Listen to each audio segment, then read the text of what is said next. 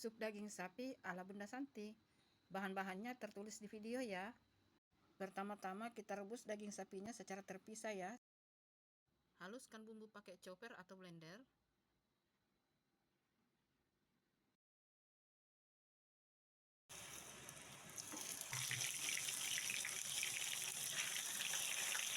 Setelah bumbunya matang, masukkan air 500 ml, lalu masukkan dagingnya saja ya.